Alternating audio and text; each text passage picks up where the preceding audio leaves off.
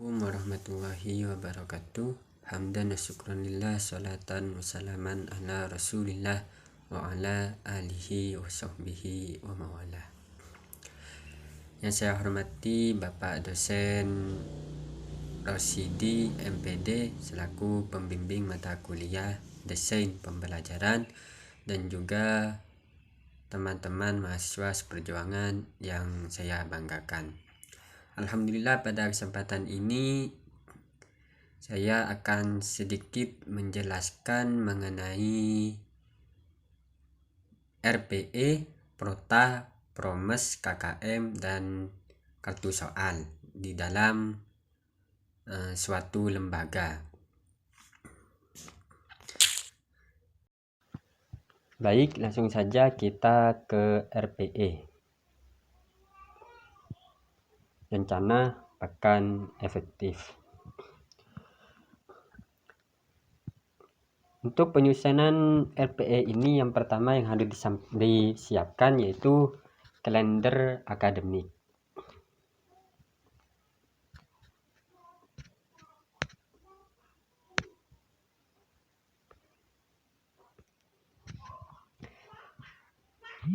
Jadi dalam kalender akademik ini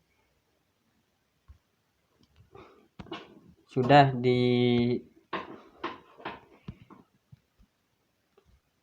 ditetapkan seperti UAS, libur pengenalan sekolah, seperti contoh ada kayak MOS gitu dan sebagainya. Dan juga dalam kalender pendidikan ini dikhususkan memang untuk sebuah pendidikan, yang mana di dalamnya sudah mencakup semua mengenai hari-hari yang ada dalam lembaga pendidikan. Selanjutnya untuk menyusun RPE. Jadi yang pertama yang disusun RPE ini atau rencana pekan efektif. Di sini terdapat yang pertama nama bulan, jumlah pekan, pekan tidak efektif, dan juga pekan efektif. Begitu juga dengan keterangan. Untuk bulan di sini seperti biasa menyesuaikan dengan bulan-bulan yang ada di penanggalan, sama saja. Di sini seperti contoh ada bulan Juli sampai Desember. Jadi di sini saya mengambil waktu mengajar hari Sabtu. Jadi kita cari di sini hari Sabtu. Di sini ditemukan bahwa jumlah pekan pada hari Sabtu bulan Juli 2023 ada 4. Dan pekan tidak efektif ada 2. Pekan tidak efektif ada 2. Nah, bagaimana kita mendapatkan itu? Jadi semua itu bisa didapatkan dengan cara melihat kalender akademik. Seperti contoh pada bulan Juli. Nah, kita ambil yang bawah mungkin ya yang ini.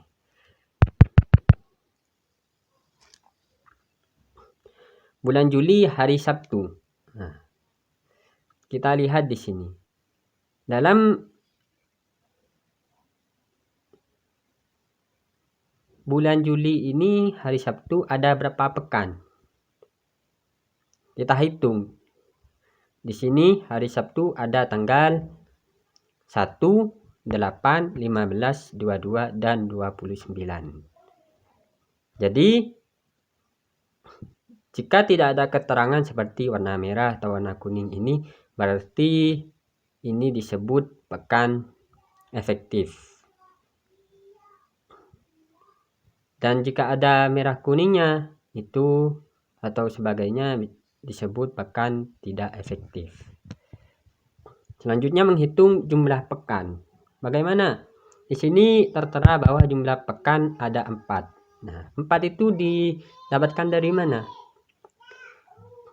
Kita hitung dari 1, 8, 5, tanggal 15, 22 sampai 29. Ini bisa disebut 5 pekan. Tapi di sini kenapa ditulis 4? Jadi jika dalam suatu pekan ada 1, maka itu tidak bisa terhitung dengan pekan. Tidak bisa disebut pekan. Karena yang disebut pekan jika dalam satu pekan mungkin ada 3. Kalau 2 masih tidak bisa tidak bisa disebut pekan. Jika sudah 3, ini yang hitam ini seperti Kamis, Jumat ini jika dihilangkan berarti kan dalam 3 hari gampangannya ya. Nah, itu bisa disebut pekan. Jadi kita tulis di sini jumlah pekan ada 4. Selanjutnya pekan tidak efektif. Nah, seperti yang saya bilang barusan bahwa jika tidak ada keterangan warna, karena keterangan warna ini pasti menunjukkan pekan tidak efektif atau pekan yang seperti hari-hari libur, seperti tanggal 19 Juli 2023 tahun baru Hijriah, mana pada ini tanggal merah. Tanggal merah ini tidak bisa masuk, sekolah itu diliburkan. Dan tanggal 17, 20, artinya tanggal 17 sampai 20 ini tidak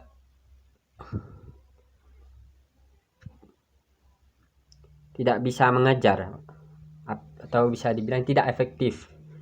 Masuk tetapi tidak bisa efektif dalam pembelajaran. Kenapa?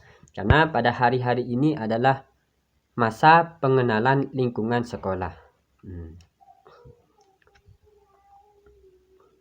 Jadi di sini jumlah pekan ada 4. Pekan tidak efektif ada 2, yaitu tanggal 8 dan 15.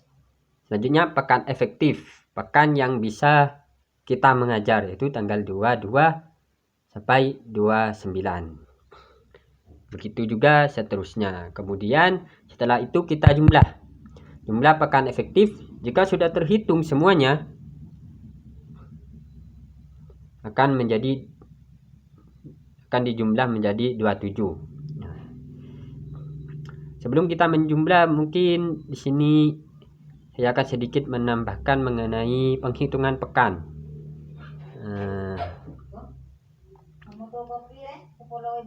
Karena di sini ada seperti bulan, sebentar ya. Jumlah bulan Agustus. Pada Agustus jumlah pekan di sini ada 5 ya, ada 5. Dan tidak efektif ada 0, pekan efektif ada 5. Sedangkan di sini kita hitung pada dari hari Sabtu. Pekan yang efektif jika kita dilihat di sini ada 4, yaitu tanggal 5, 12, 19, 26. Nah, tetapi kenapa di keterangan di sini jumlah pekan ada 5? Nah, karena pada bulan Agustus ini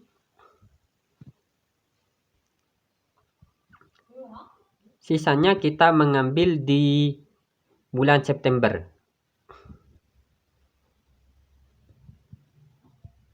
Jadi di sini bisa terbilang pekan itu sempurna. Pekannya ada 5, pekan tidak efektif ada 0. Karena di sini ada seperti tidak ada tanggal ya. Nah, karena yang tidak ada tanggal ini sudah masuk pada September. Jadi pekan Agustus ini digabungkan pada September sisanya. Jadi terbilang di sini jumlah pekan ada 5. Bahkan tidak efektif ada 0. Jadi semua pekan di sini atau semua hari di sini itu bisa terbilang bisa mengajar semua atau bisa masuk menjadi pekan efektif. Sehingga pekan tidak efektif di sini 0 dan pekan efektifnya ada 5. Begitu juga seterusnya. Kemudian kita jumlah pekan.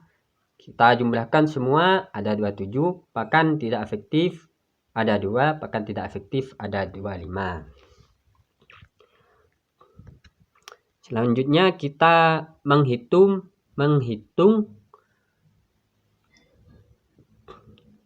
RPE jumlah keseluruhannya untuk menjadi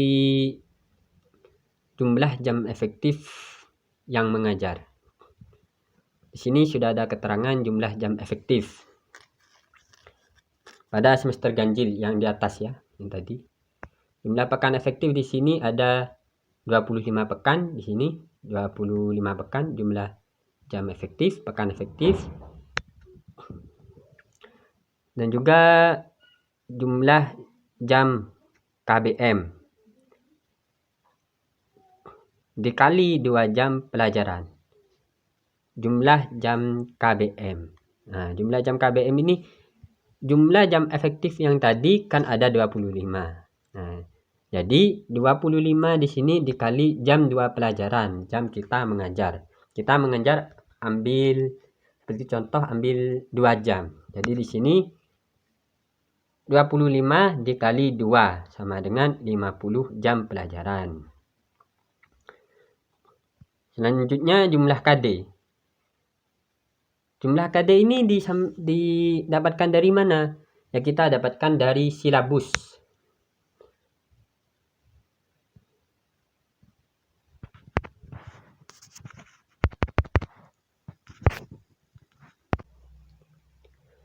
Jadi kita lihat di sini di silabus di kompetensi dasarnya. Di sini kan ada keterangan jumlah KD. Di sini kompetensi dasar. Ada berapa jumlah KD di sini? Di sini di keterangan ada 7 KD. Ya, tinggal kita menghitung. Cara menghitung gimana? Yang pertama ini ada KD 1.1. Mohon maaf mungkin kehapus ini kalau tidak ada. Nah, selanjutnya ada KD 2.1. Ada 2 sudah ya. 2.2 ada 3. Selanjutnya 3.1 4, 3.2 5, 3.2.3 6. Mana satunya?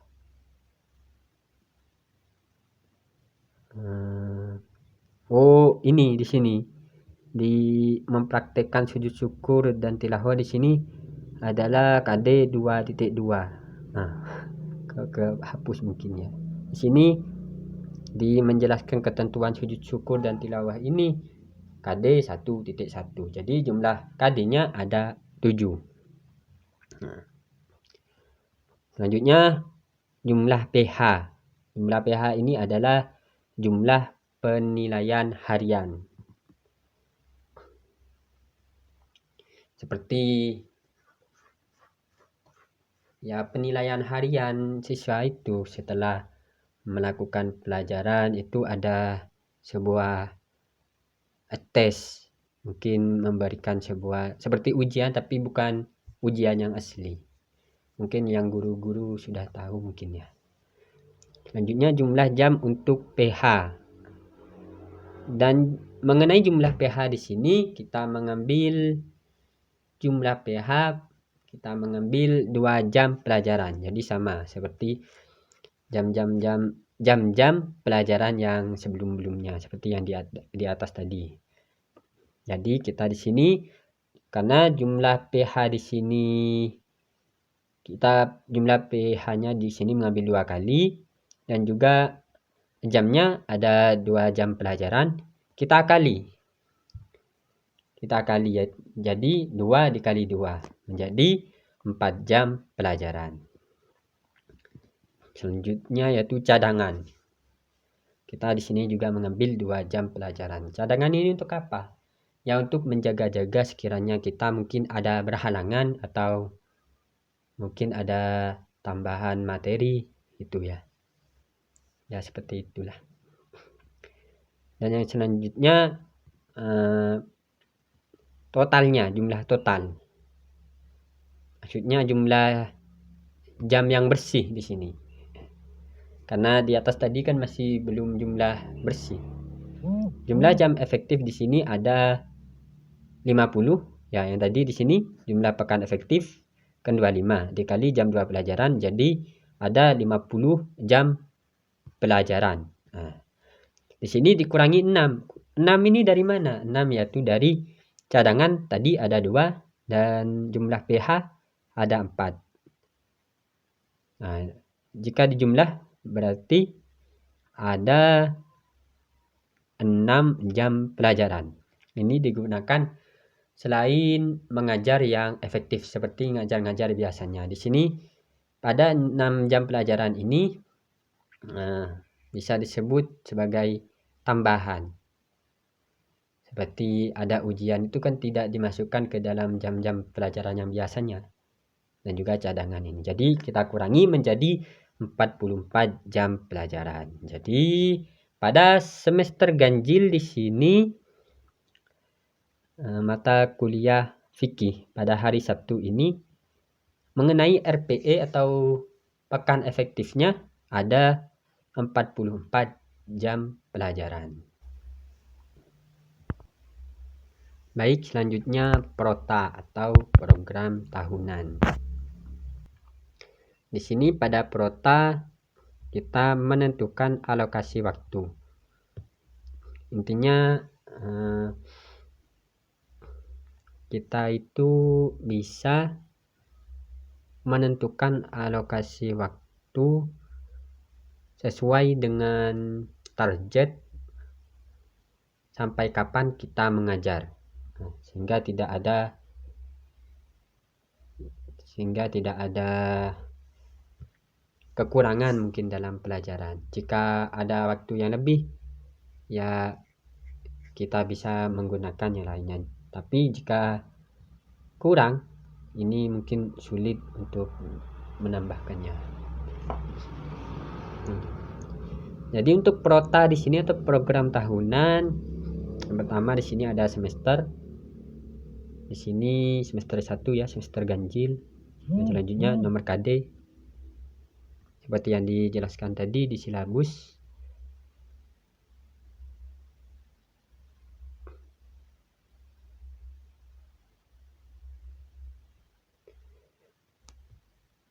Di sini ada seperti di silabus tadi ada ada kompetensi dasar. Nah, kompetensi dasar di sini nomor KD, dan selanjutnya ada alokasi waktu, jam pelajaran yang tadi disebutkan di makalah. Di silabus sudah disebutkan tadi di silabus. Nah, di sini ada alokasi waktu, selanjutnya jumlah pertemuannya. Jadi dari alokasi waktu ini menjadi jam pelajaran, kemudian dijumlah menjadi sebuah pertemuan. Sini dan yang alokasi waktu di sini menentukan jam, dan di jumlah pertemuan ini menentukan mungkin hari. Nah, bagaimana kita membuat prota ini sehingga bisa menjadi seperti ini? Kita seperti biasa kita ke silabus kembali agar kita bisa menentukan KD-nya atau kompetensi dasarnya.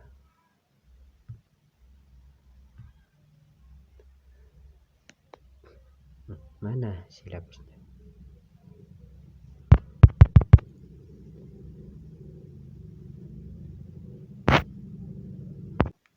Nah, jadi ini ya silabusnya. Kita menentukan KD, kompetensi dasarnya di sini. Tadi di sini ada menjelaskan ketentuan sujud syukur. ada pada KD 1.1. Dan selanjutnya ada pada mempraktekkan sujud syukur dan tilawah, ada pada KD 1.2. Begitu juga seterusnya. Ada 7 KD. Di sini ada 1, 2, 3, 4, 5, 6, 7. Ada 7. Selanjutnya kita menentukan alokasi waktu. Tadi kita sudah menemukan di RPE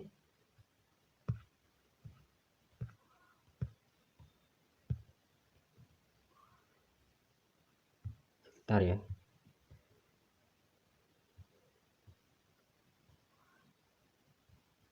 Ini RPE. Nah, di RPE ini tadi jumlahnya ada 44 jam pelajaran. Jadi kita untuk alokasi waktu dan juga jumlah pertemuannya di sini kita menentukan sehingga pada alokasi waktu ini dan jumlah pertemuan ini bisa disesuaikan sehingga menjadi 44 jam pelajaran atau 22 pertemuan. Bagaimana caranya? Ya, kita tinggal menyesuaikan. Caranya kita melihat di KD terlebih dahulu. Kita melihat pembahasan di silabus. Di silabus kita melihat pembahasan di silabus. Di sini untuk kompetensi dasar ya tadi ya. Di sini kompetensi dasar yang 1.1 kita mengambil 6 jam pelajaran. Karena apa? Karena di sini untuk indikatornya, indikator di sini, ini indikator. Nah, di sini ada tiga penjelasan, yaitu menjelaskan pengertian sujud syukur dan dalilnya, menjelaskan sebab-sebab syukur, mempraktekkan sujud syukur. Di sini ada 3. Nah, 3 di sini kita karena tadi kan di RPE mengambil 2 jam pelajaran. Jadi kita di sini menjumlahkan menjadi 6 jam pelajaran. Begitu juga seterusnya. Kita tinggal mengira-mengira saja. Jika materinya itu banyak, kita bisa menambahkan jam pelajaran. Karena tadi jumlahnya kan ada 44 jam pelajaran. Jadi kita tinggal menyesuaikan jamnya. Syukur-syukur bisa ada waktu luangnya ya. Bisa kita buat tambah-tambah jika ada yang masih perlu dijelaskan, begitu ya. Nah, jadi itu untuk alokasi waktunya. Selanjutnya jumlah pertemuan. Di sini untuk jumlah pertemuannya ada yang 6 jam pelajaran. Di sini untuk KD.1 ada 3 pertemuan. Kenapa ada 3? Karena di sini kita akan mengambil 2 jam pelajaran. Nah, jadi 2 mengambil 2 dikali gimana menghitung ini. Intinya 6 jam pelajaran ini jika kita mengambil 2 jam pelajaran, kita mendapatkan 3 pertemuan, atau bisa disebut dalam pembelajaran itu kan ada 2 jam pembelajaran. Jadi dalam 2 jam pelajaran itu disebut dengan 1 pertemuan. Jika ada 6 menjadi 3 pertemuan. Jika ada 2 menjadi 1 pertemuan. Jika ada 12 menjadi 6 pertemuan. Begitu juga seterusnya. Jadi untuk jumlah pertemuannya di sini ada 22 pertemuan. Kita sudah apas ya, di sini sudah semua di jumlah alokasi waktu ini ada 44 jam pelajaran. Jadi ini sudah tepat. Jadi untuk menentukan perota ini benar atau salahnya itu, sesuai atau tidaknya itu, kita lihat jumlahnya. Nah, jika jumlahnya ini lebih atau kurang, berarti alokasi waktu di sini masih ada yang salah. Jadi harus ada yang dibenarkan.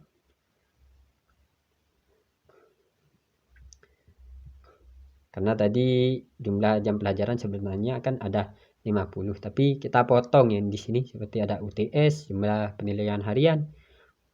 Jadi jumlah penilaian harian ini kita beri 4, sekaligus di sini digabung dengan UTS, ujian tengah semester.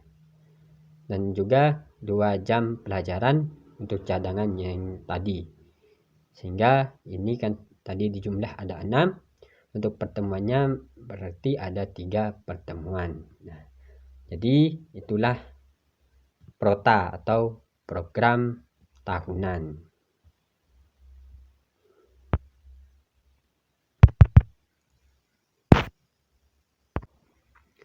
Selanjutnya PROMES atau program semester.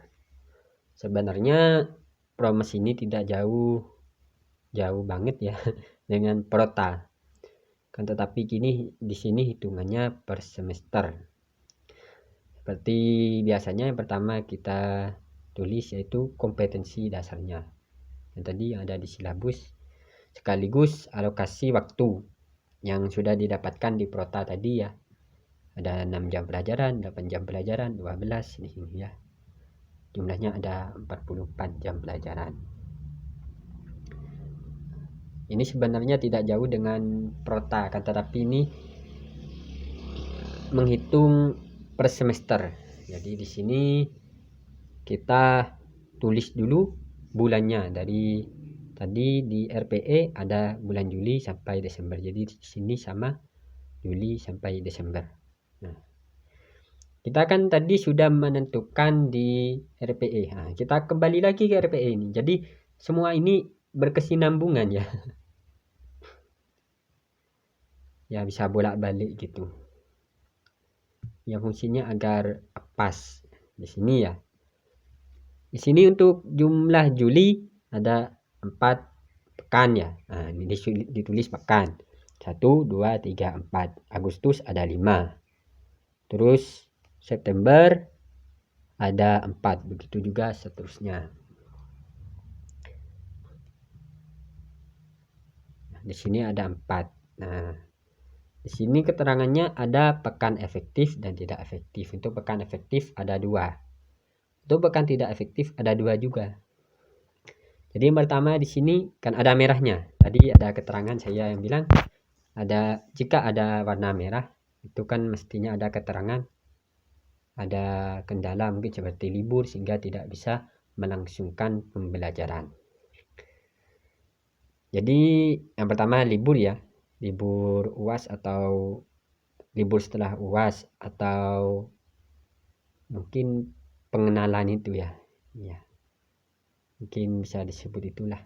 Nah, dan jumlah efektifnya di sini ada 2. Jadi kita tandai menjadi dengan X. Kita ya tandai aja lah.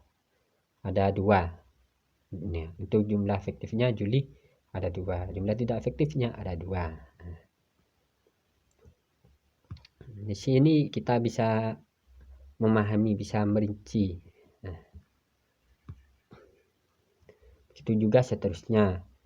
Untuk Agustus ada jumlah pekan ada 4. Pekan tidak efektif ada 0. Jadi tidak ada warnanya ya. Tidak ada warnanya. Yang ini tadi kan ada warnanya.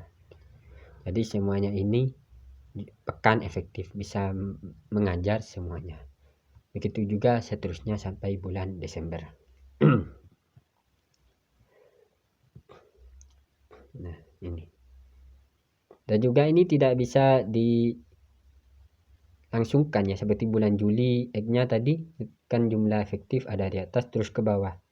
Tidak, kita menentukan. Jadi pada Juli kan ada 2 pekan. Ada 2 pekan yang bisa mengajar. Nah, di sini kosongin aja karena ini ada bulan-bulan yang lainnya sehingga kita mengisinya di sini terus ke sini sampai terakhir. Ini sampai terakhir. Nah, selanjutnya kita menjumlah. Nah, di sini sudah benar tadi ya, ada 44 jam pelajaran. Terus yang di bawah ini kenapa ada 50 jam pelajaran? Nah, Di sini jadi saya kasih keterangan. Jumlah 50 sebenarnya semua ini jika dijumlahkan ada 50 jam pelajaran. Bagaimana cara mendapatkan 44 jam pelajaran? Seperti tadi kita kurangi seperti ini, ada 50 dikurangi 6. Di sini jumlah PH akan digabung jadi UTS menjadi 4 jam pelajaran. Selanjutnya cadangan 2 jam pelajaran. Sehingga jika kita dikurangi menjadi 44 jam pelajaran.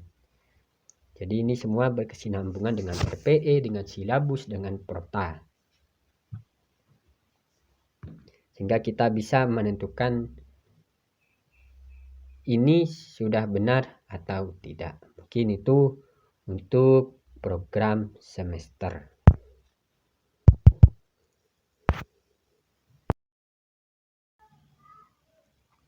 Baik, selanjutnya kita ke KKM atau kriteria ketuntasan minimum.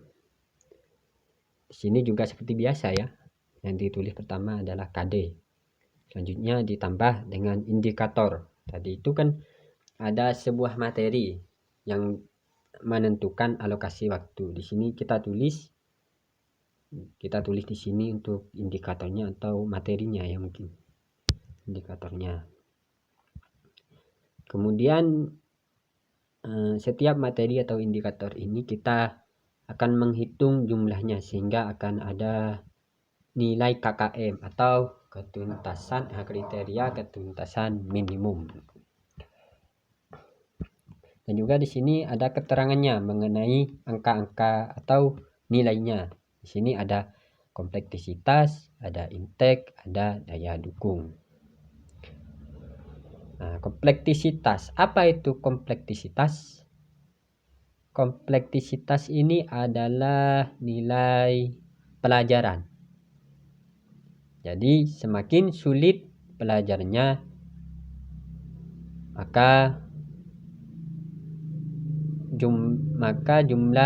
maka nilainya akan semakin kecil atau semakin rendah. Maka semakin rendah.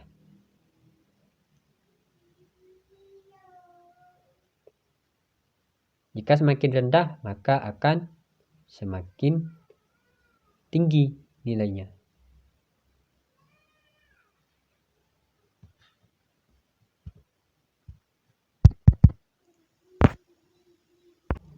Selanjutnya intake. Intake ini adalah bisa disebut seperti pencapaian siswa, IQ siswa, begitu ya.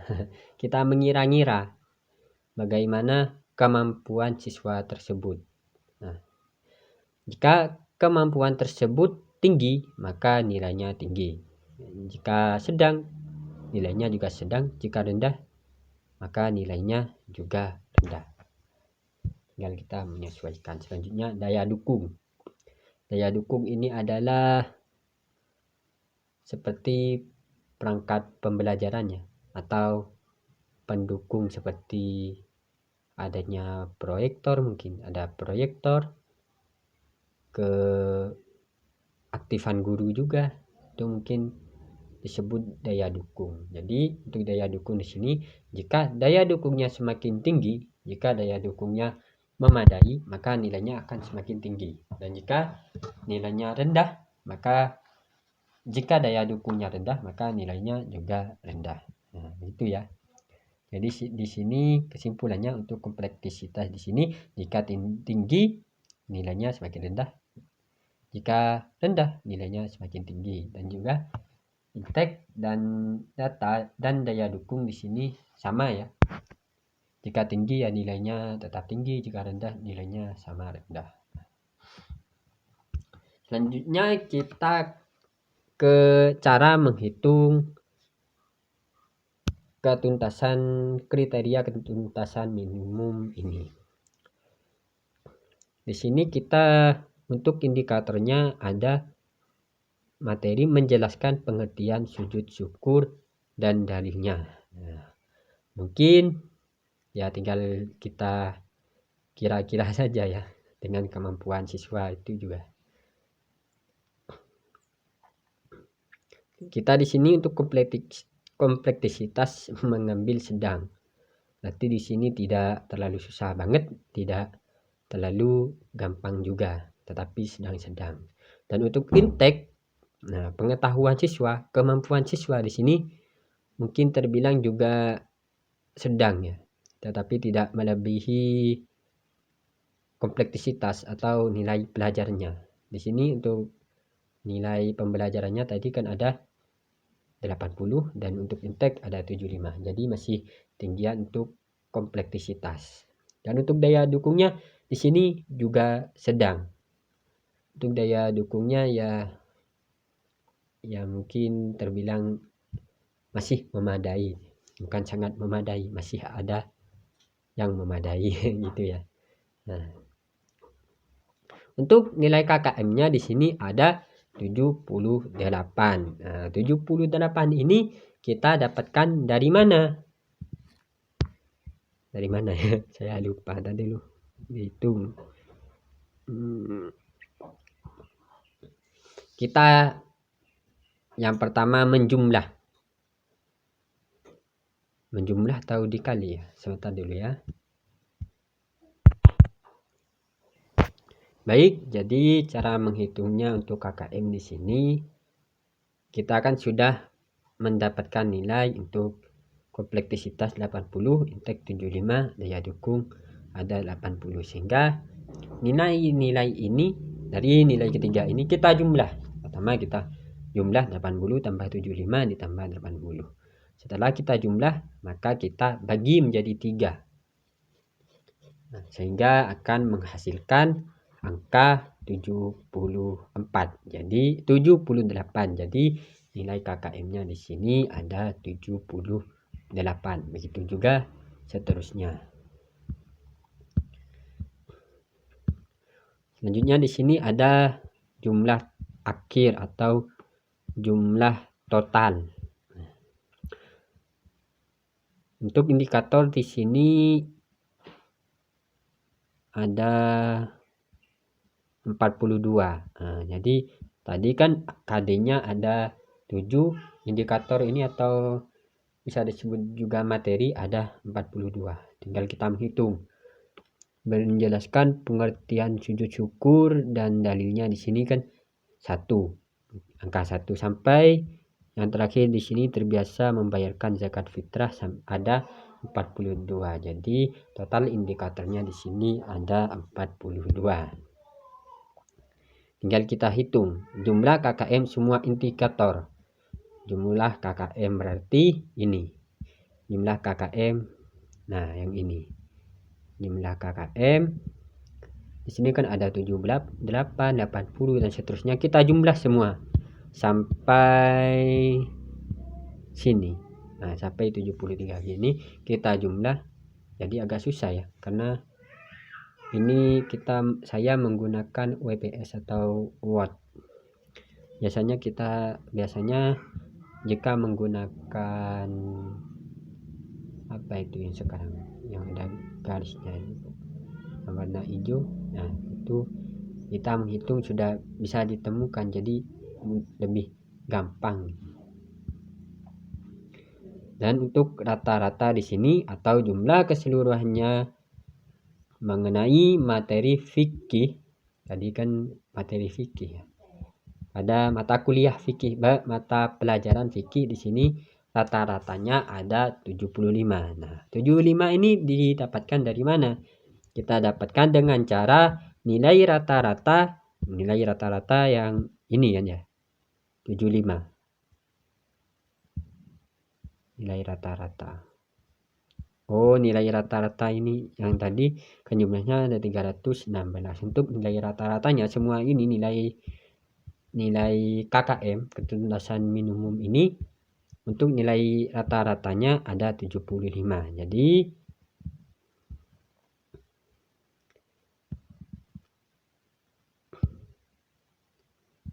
ada 75. Di sini keterangannya nilai rata-rata diperoleh dari nilai KKM semua indikator dibagi total indikator. Oh, jadi gini. Ini kan tadi nilai KKM, semuanya dijumlah ada 3.160. Selanjutnya untuk jumlah indikatornya atau materinya di sini ada 42. Jadi nilai KKM ini untuk semuanya ini, semua indikator dan total indikatornya kita bagi. Jadi hasilnya ditemukan rata-ratanya menjadi 75. Nggak susah juga ya. Tapi kalau kita menggunakan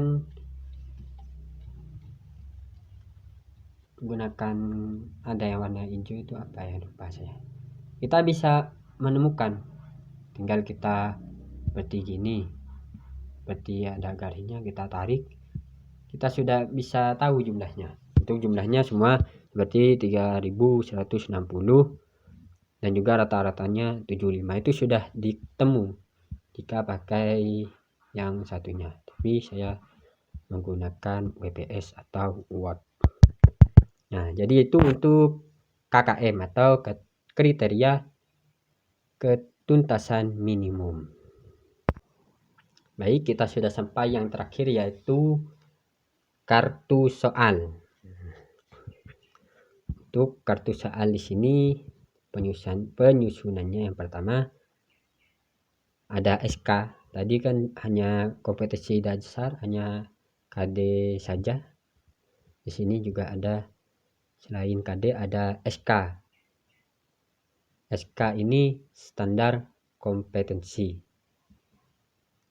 Di sini yang pertama ada standar kompetensi 1, yaitu melaksanakan tata cara sujud di luar sholat. Di silabus kita mencari SK-nya ini di silabus.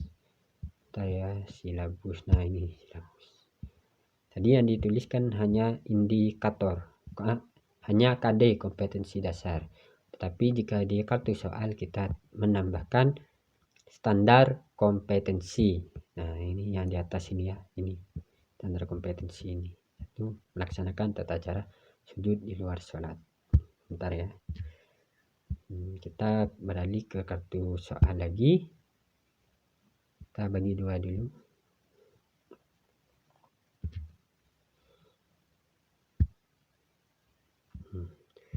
Di bawah ini silabusnya.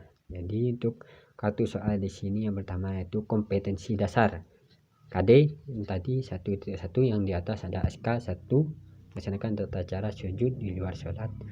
Untuk SK-nya di sini sampai ada, untuk semester ganjilnya ada 3 ya. Ini ada 3, melaksanakan tata cara zakat. Jadi di sini kita tinggal menyesuaikan bahwa juga di sini SK-nya ada 3. SK-nya ada 3. Nah, ini SK ada 3. Untuk kompetensi dasarnya kan 1.1 seperti yang tadi, menjelaskan tentuan sujud syukur dan tilawah, dan materinya mengenai sujud syukur. Materi pembelajarannya ya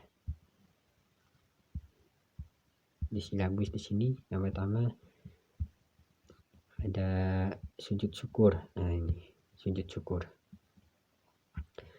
Terus indikator soalnya kita mengambil sebab-sebab sujud syukur. Nah, di sini menjelaskan sebab-sebab sujud syukur. Bisa kalian pilih yang mana saja sesuai dengan yang kalian kira-kira.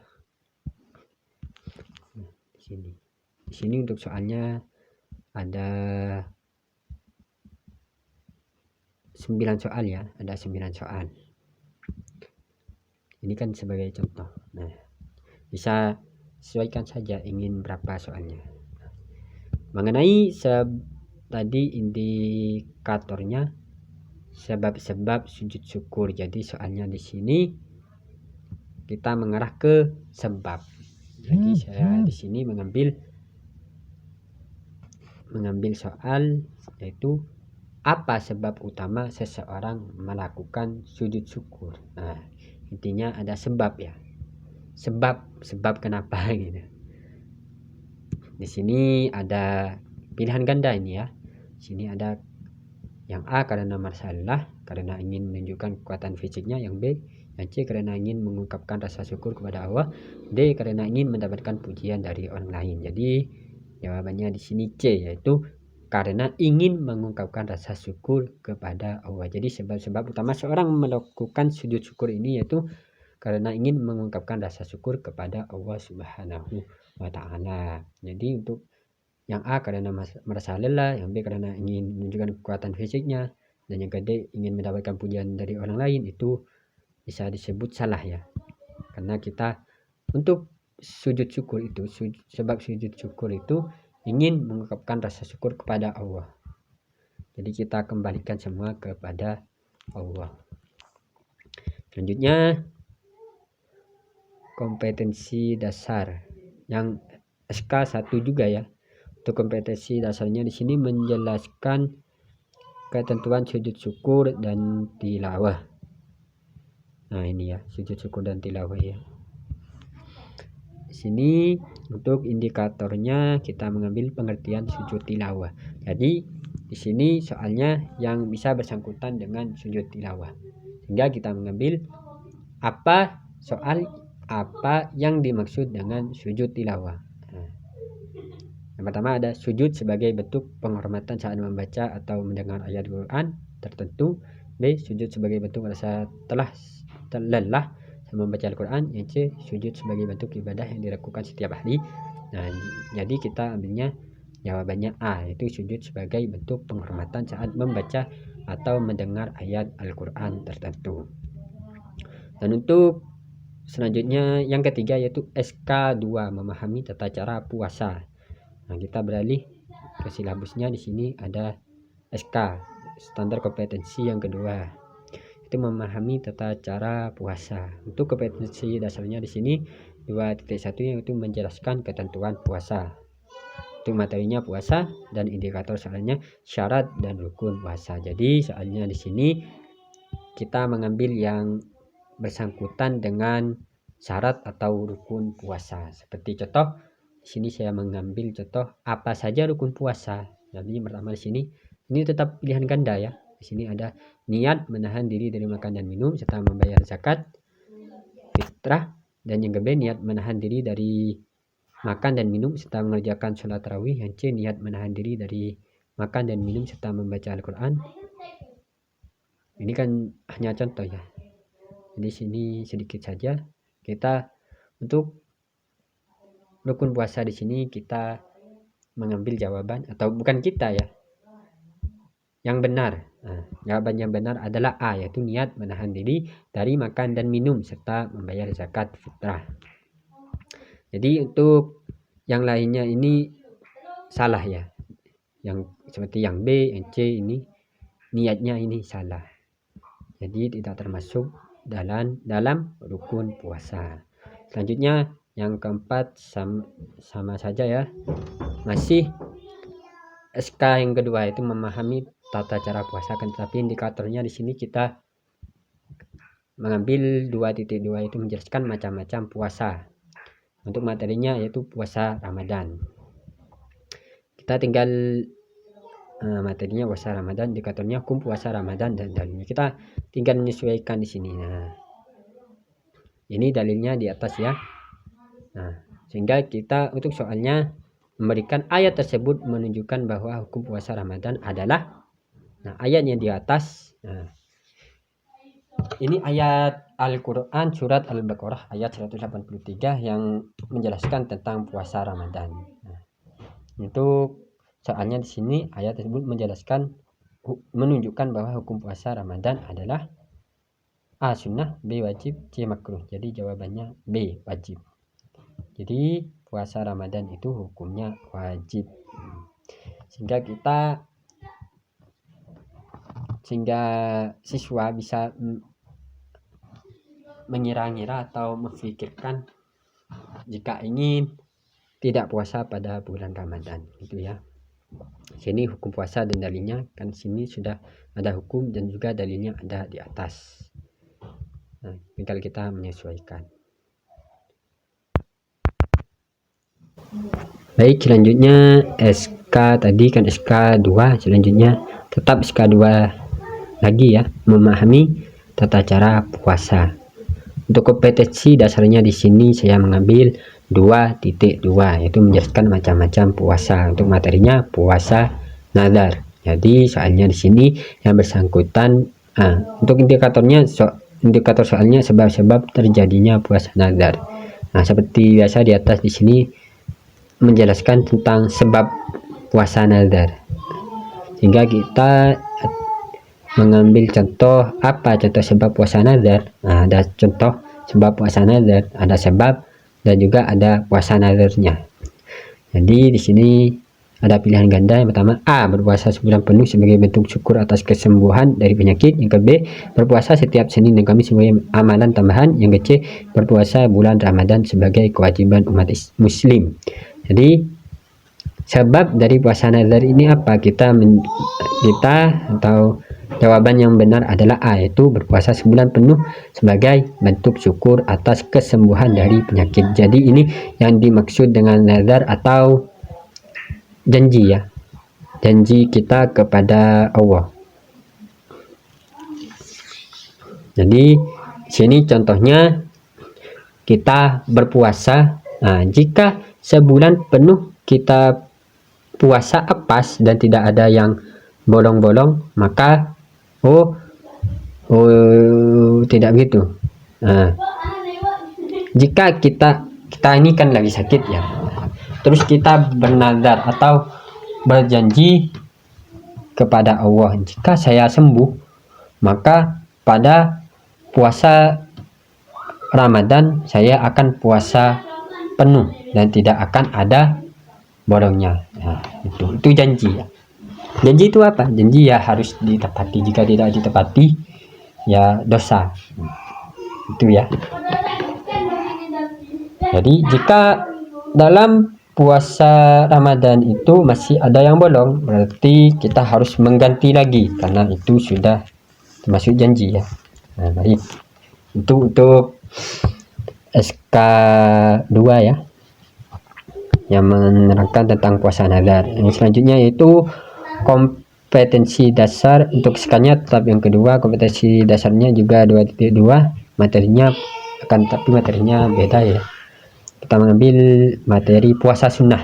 Nah, untuk indikator soalnya kita mengambil hari-hari yang disunahkan berpuasa. Jadi kita di sini menyesuaikan, mencari soal atau membuat soal yang berkaitan dengan sunnahnya puasa, hari-hari yang sekiranya bisa puasa itu menjadi ketika kita berpuasa menjadi sunnah. Jadi kita di sini mengambil contoh soal berikut ini merupakan hari-hari yang disunahkan berpuasa kecuali. Nah, jadi di sini kita bisa mengira-ngira. Nah, jika ada kata kecuali berarti di sini yang tidak termasuk dalam hari-hari yang disunahkan puasa. Yang pertama hari Arafah, yang kedua hari Asyura, dan yang ketiga hari Jumat. Jawabannya adalah C, hari Jumat. Karena hari Jumat ini tidak termasuk sunnah mungkin ya. Yang A dan B hari Arafah dan hari Asyura ini adalah hari yang disunahkan dalam berpuasa. Selanjutnya untuk soal kartu soal kan ya. Untuk soal yang ketujuh yaitu SK3 yang melaksanakan tata cara zakat. Nah, ini sudah berbeda yang tadi SK2, selanjutnya SK3 kompetensi dasar 3.1 ya. Untuk kompetensi dasarnya. Untuk materinya di sini 3.1 untuk kompetensi dasarnya itu menjelaskan ketentuan zakat fitrah dan zakat mal. Untuk materinya di sini saya mengambil zakat fitrah dan zakat mal, dan indikator soalnya pengertian zakat dan dalilnya. Jadi di sini soalnya harus menyesuaikan pengertian zakat, bagaimana pengertian zakatnya itu, dan juga berikan dalilnya. Dalil itu karena dalil itu bisa menguatkan diri kita lebih kuat lagi ya, karena sudah dalil itu kebanyakan dari Al-Quran, dan Al-Quran itu adalah firman Allah, jadi kita tidak bisa meragukan lagi. Untuk soalnya di sini, contoh soalnya yaitu jelaskan pengertian zakat dalam Islam dan tujuan dari pelaksanaan zakat, sertakan dengan dalil yang menjadi dasar kewajiban zakat dalam Islam. Jadi, yang ini beda ya. Yang tadi kan pilihan ganda ada A, B, C, seperti silangan itu ya. Selanjutnya ini esai, yang mana tidak ada ABC-nya, tapi langsung ditulis ya. Sesuai dengan pendapat kita, bukan pendapat kita, sesuai dengan apa yang telah kita pelajari. Untuk jawabannya di sini mengenai jelaskan pengertian zakat ini adalah pengertian zakat dalam Islam adalah kewajiban membayar sebagian harta kepada yang berhak menerima sebagai bentuk ibadah dan kepedulian sosial. Tujuan pelaksanaan zakat adalah untuk membersihkan harta dari sifat kikir dan keserakahan serta untuk membantu meringankan beban ekonomi kaum fakir dan miskin. Ini untuk pengertiannya ya. Selanjutnya di sini ada terusannya lagi, sertakan dengan dalil, karena di sini di indikator ada pengertian zakat dan dalilnya, sehingga di sini harus disertakan dengan dalil. Seperti contoh dalilnya di sini ada pada surah Taubah ayat 103 yang berbunyi, "Khudh min amwalihim shadaqatan tutahhiruhum wa tuzakkihim biha wa shalli 'alaihim inna sholataka sakana lahum wallahu sami'un alim." Ini ada pada surat At-Taubah ayat 103. Dan selanjutnya untuk yang soal yang ke-8 yaitu SK3, sama seperti di atas. SK3 melaksanakan tata cara zakat. Untuk kompetensi dasarnya di sini 3.1 yang menjelaskan ketentuan zakat fitrah dan mal, dan materinya di sini ada zakat fitrah dan zakat mal. Untuk indikator soalnya menghitung zakat harta yang wajib dikeluarkan. Zakat harta seperti emas, pertanian, dan lain sebagainya yang sejenis. Karena di sini menghitung zakat harta, menghitung zakat. Nah, untuk contoh soalnya di sini kami menyesuaikan dengan soal jelaskan beberapa jenis harta yang wajib dizakati. Nah, karena di sini kan sudah ada juga pertanian, emas, dan sebagainya, kita bisa menyesuaikan. Dan juga kita memberi tambahan di belakangnya bagaimana menghitung jumlah zakat yang harus dibayarkan. Jadi jawabannya adalah beberapa jenis harta yang wajib dizakati antara lain harta simpanan, emas, perak, investasi kan. Seperti yang tadi kan ada pertanian, emas ya. Di sini juga ada emas, perak, investasi, dan hasil pertanian. Dan juga banyak lainnya. Jumlah zakat yang harus dibayarkan dihitung berdasarkan persentase tertentu dari nilai harta yang mencapai nisab. Misalnya zakat emas dan perak sebesar 2,5% dari nilai emas dan perak. Jadi untuk menghitungnya di sini, karena di sini hanya diketerangkan mengenai cara menghitungnya, bukan cara menghitung.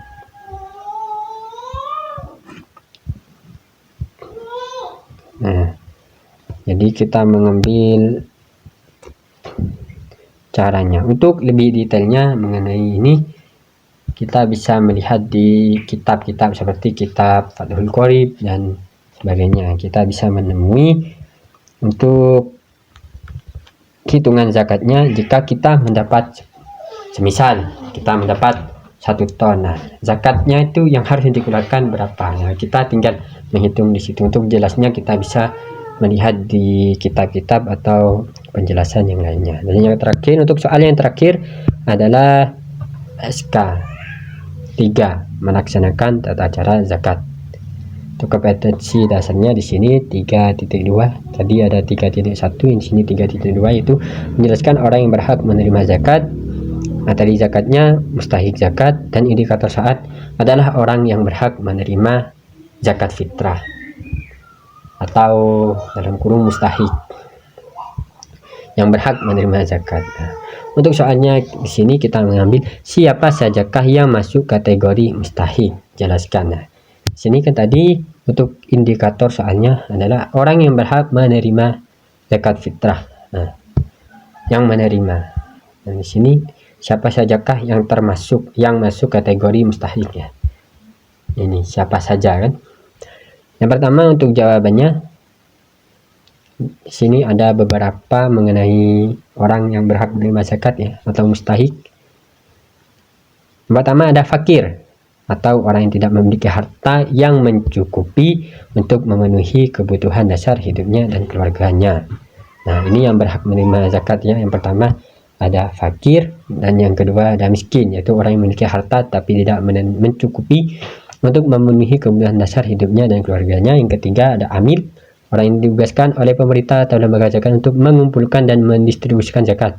Bagi yang diterima oleh amil biasanya digunakan untuk biaya administrasi dan operasional lembaga zakat. Nah, ketiga ini amil atau orang yang membagikan.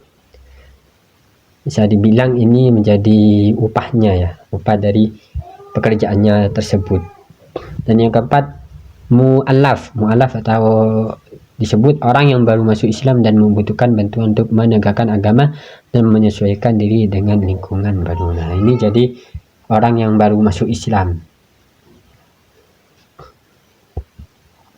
yang memang membutuhkan seperti biaya yang lainnya, karena mungkin pendapatan harta yang dulunya itu banyak sehingga banyak yang ditinggalkan, karena itu kan sebelum masuk Islam mungkin barangnya itu haram, sehingga untuk sekarang karena masuk Islam tidak mau digunakan karena sudah mengetahui apa itu haram ya.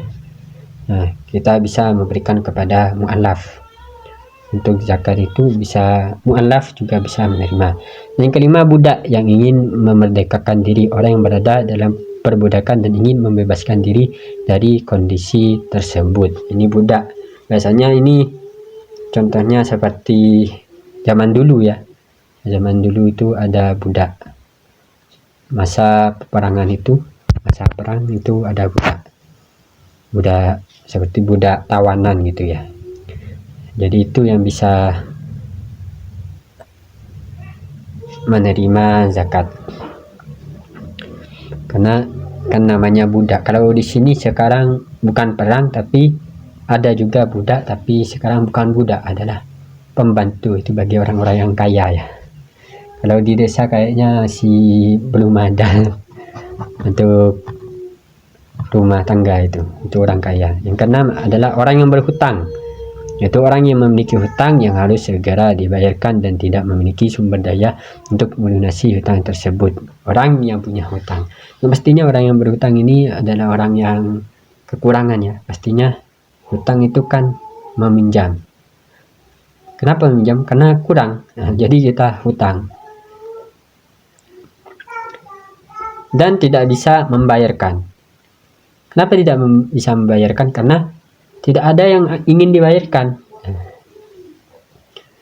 Jadi itu juga berhak menerima zakat karena bisa dibilang tidak memiliki apa-apa ya. Yang ketujuh, jalan Allah. Jalan Allah ini bisa disebut juga musafir, orang yang berpergian di jalan Allah. Itu juga musafir, orang yang berpergian. Di sini juga jalan Allah yang melakukan perjalanan untuk tujuan agama seperti haji atau umrah yang membutuhkan bantuan finansial untuk biaya perjalanan. Nah, ini perjalanan mufasir, perjalanan di jalan Allah. Jadi ingin berdakwah, ingin meluaskan agama sehingga semua biayanya yang dilakukan sudah habis, mereka juga berhak menerima zakat ya. Mungkin itu ya pemaparan mengenai kartu soal ini. Dan juga kartu soal ini merupakan terakhir dari perangkat pembelajaran yang disebutkan dari awal. Pemaparan RPE sampai RPE, Prota, Promes, KKM, kartu soal sudah selesai dipaparkan semuanya. Semoga menjadi pembelajaran yang bisa difahami oleh pembacanya. Mungkin hanya itu dari saya. Apabila ada kesalahan mohon maaf, karena saya juga masih belajar. Assalamualaikum warahmatullahi wabarakatuh.